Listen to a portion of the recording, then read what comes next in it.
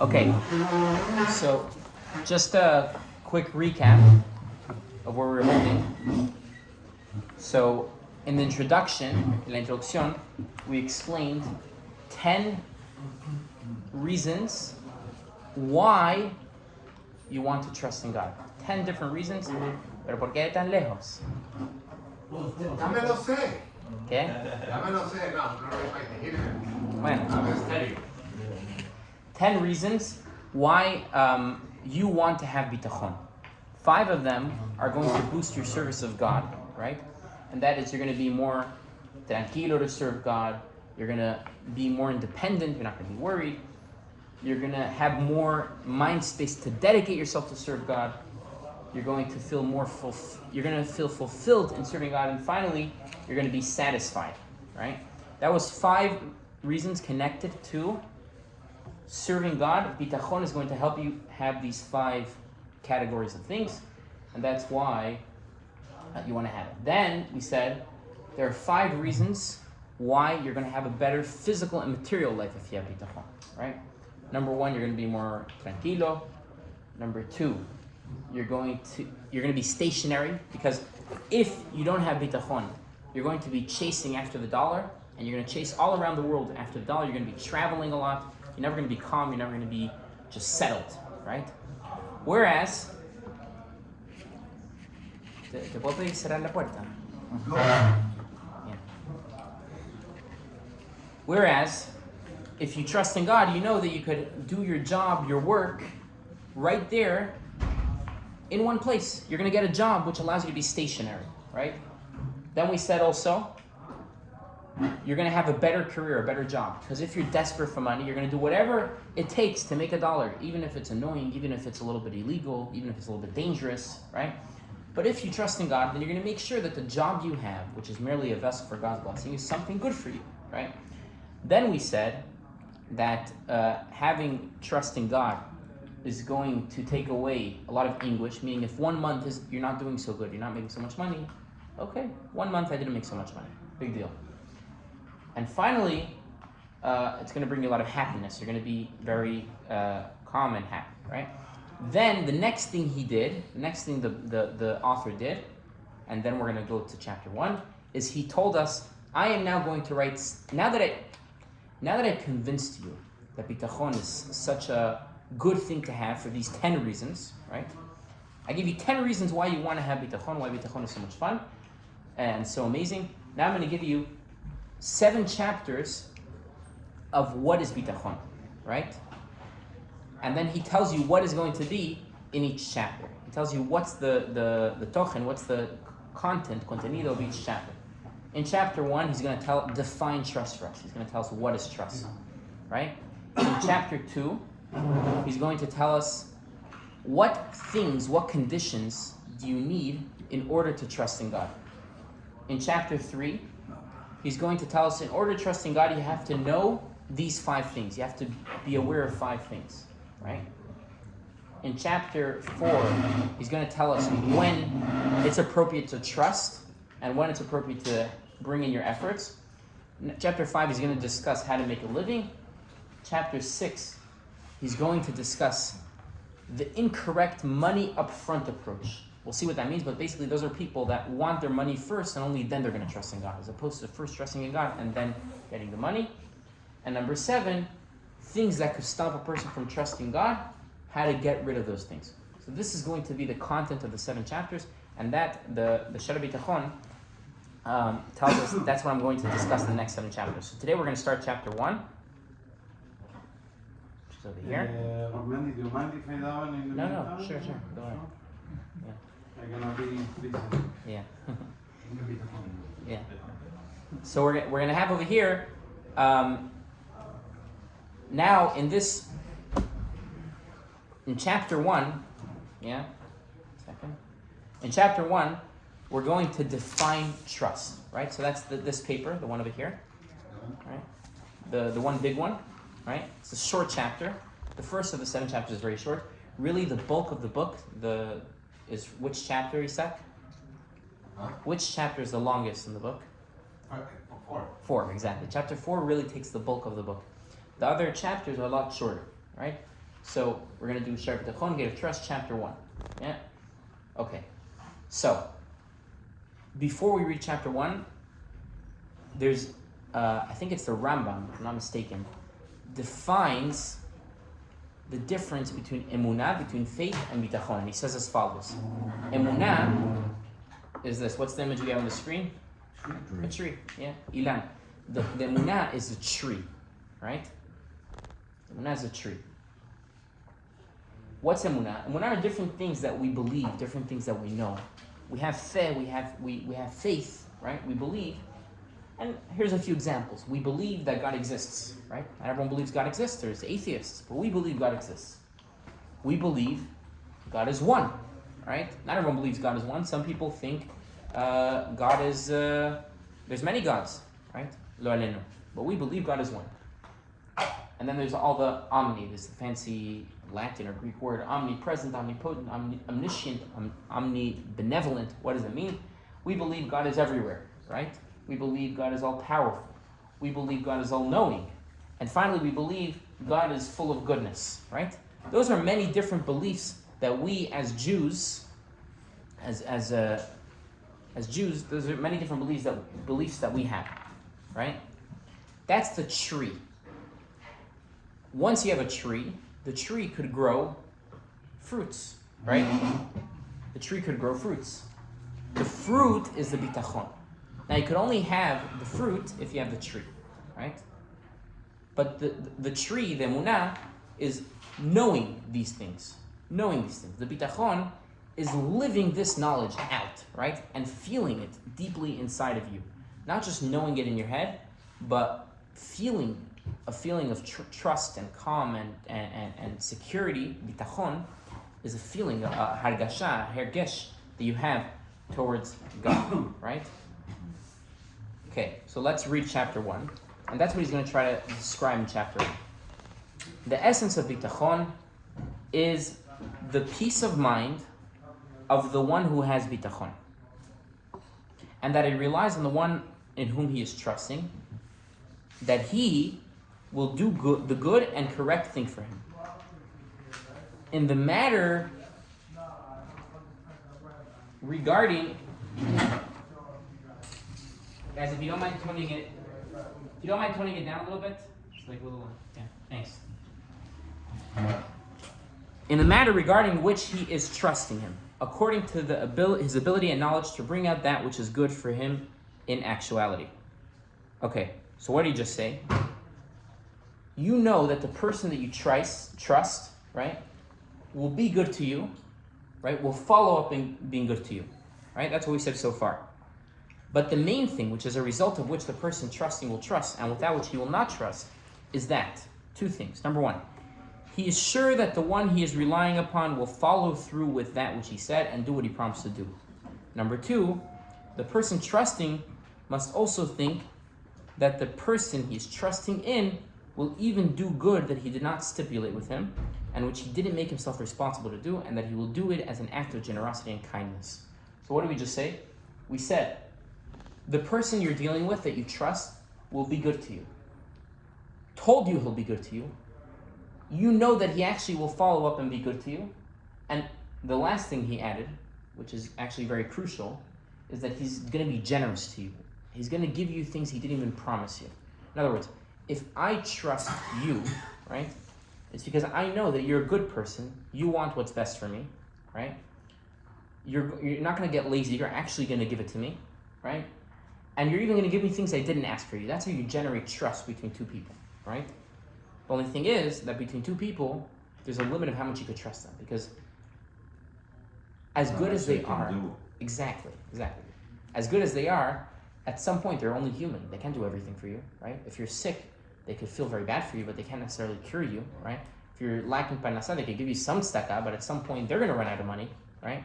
So a human being, first of all, not all humans are good all the time. Sometimes humans fall. But even if you assume that the human being means what's best for you 100%, there's a limit of how much they can do, right? And that's actually what we're going to discuss in chapter 2. We're going to just discuss 7 categories, right? 7 things which bring a person, right, to fully trusting someone 1,000%. We're going to bring 7 conditions, that's going to be chapter 2, that are required in order for me to fully trust in a person 1,000%. Now, what's going to come out, and here's like the spoiler, right?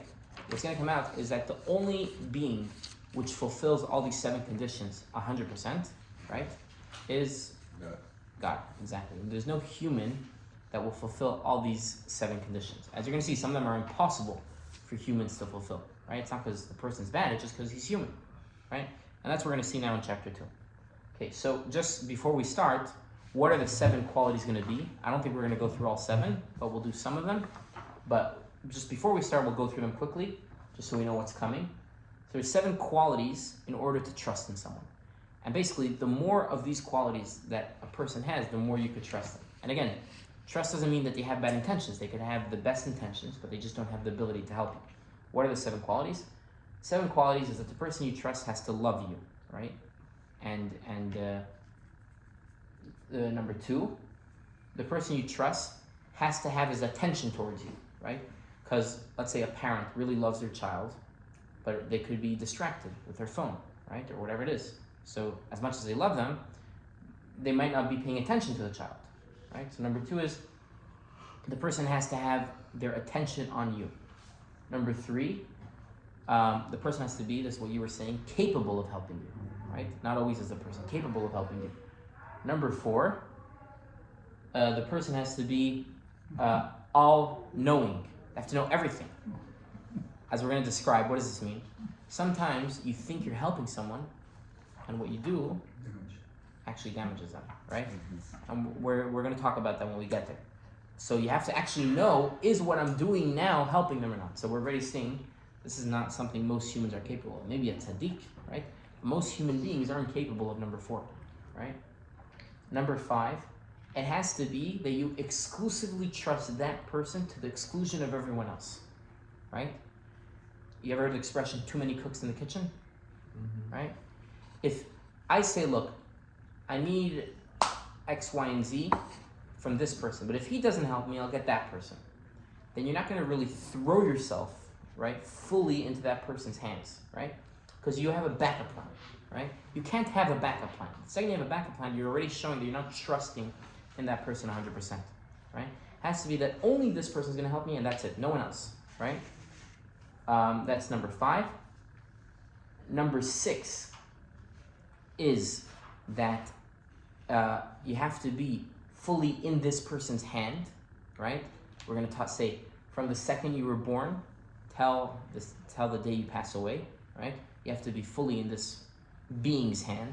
So this already becomes basically only God, because it has to be that you know that this person will always be there for you, right?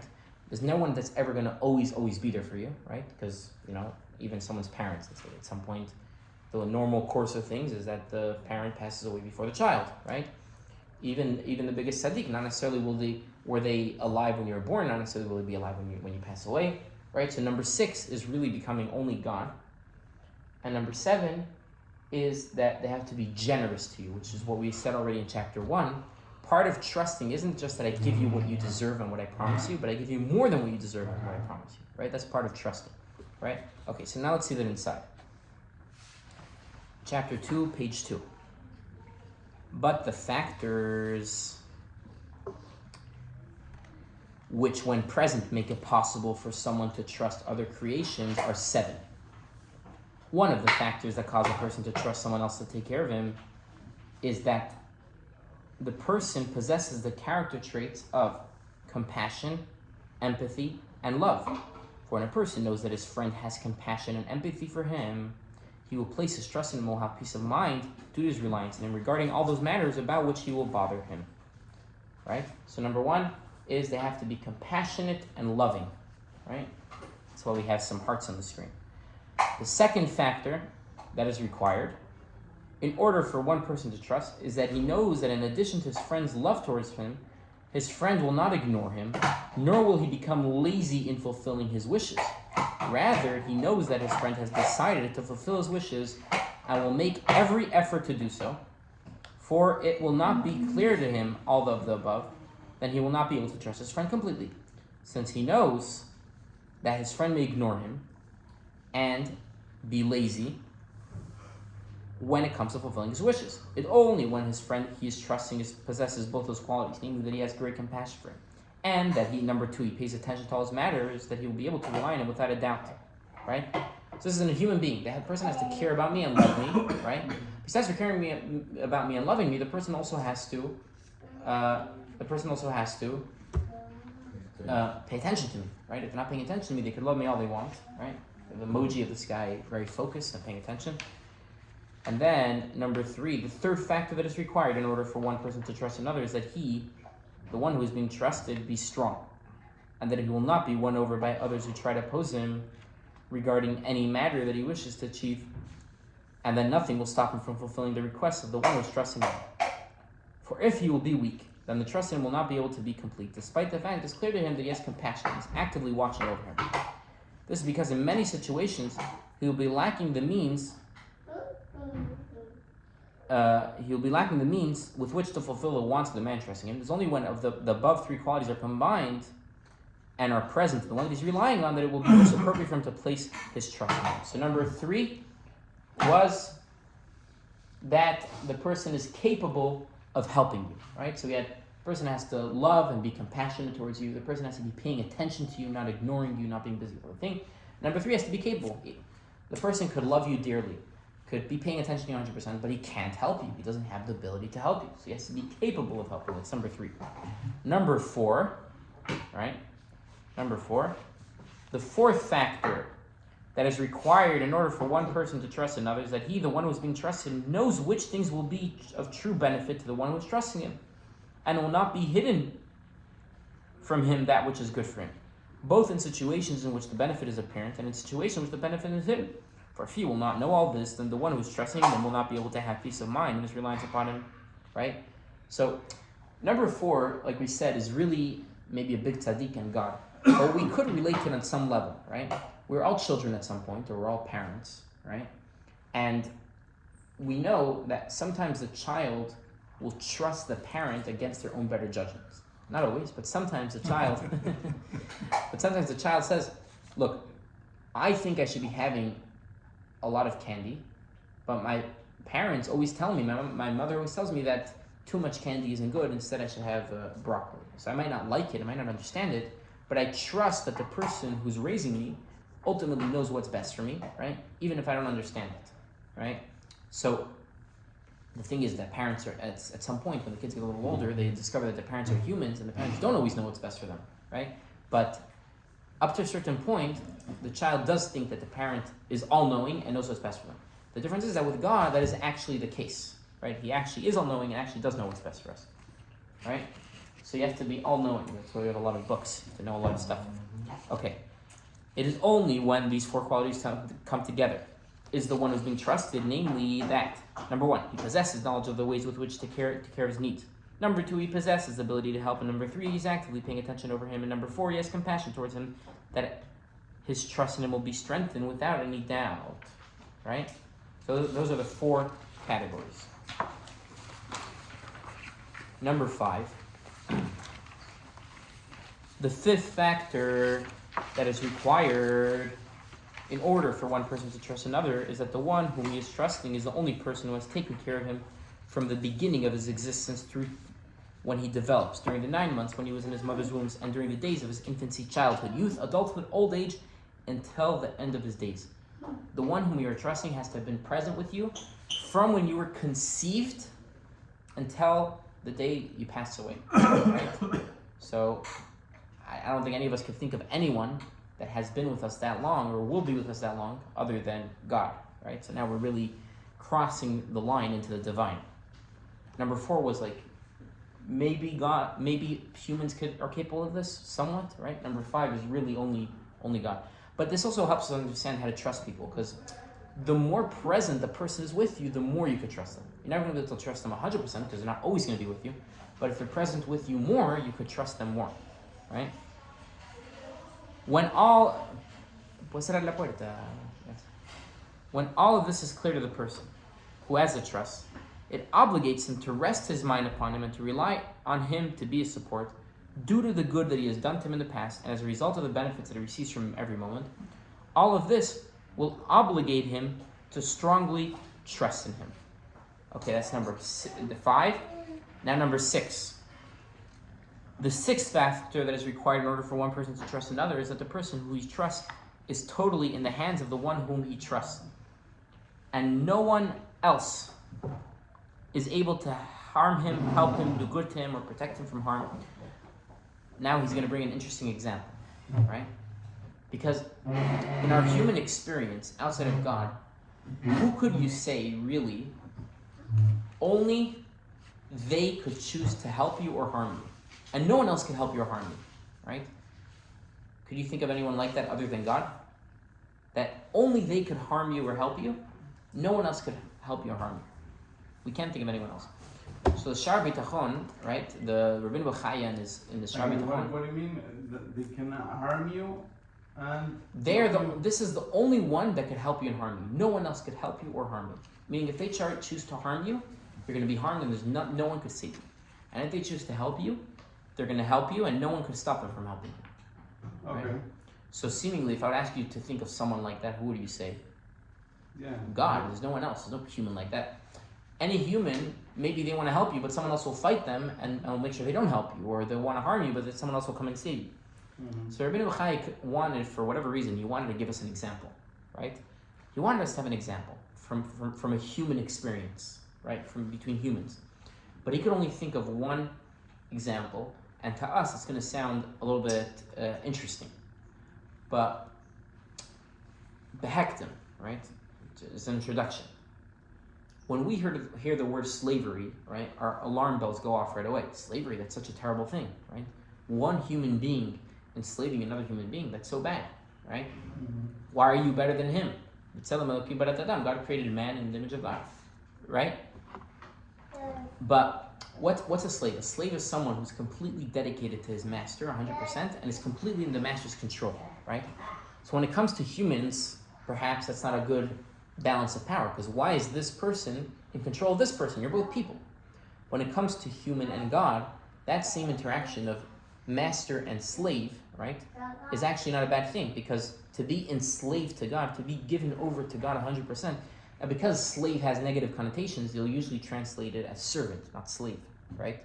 Sirviente, not esclavo, because esclavo just has like these negative connotations because of the human experience of slavery.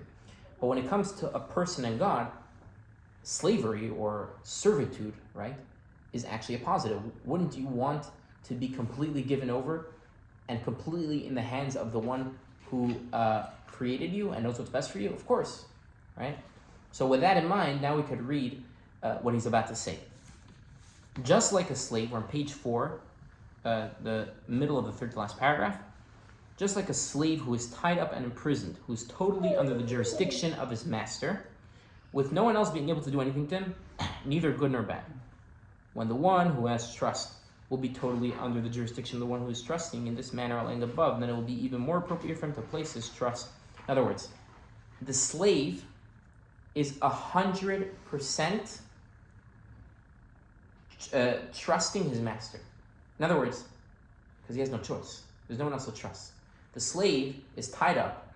No one has access to him. No one could save him, because we're talking about in countries and places where this is legal, right? It's not illegal to have a slave. So he's kind of forced to only trust his master, because the master is the only one who could decide to give him a good day or a bad day, to beat him up or give him food, to take away his food, right? So he's saying, put yourself in the mindset of that slave. Mm-hmm. Take away the negative connotation. Why is one human being subjugating another human being? Forget about that. That's a side point, right? And that's how we are with God. We're just completely in his hands. He's the only one that could choose to give us good, or God forbid, the opposite, right? If God decides to give me good, no one could stop that good from coming.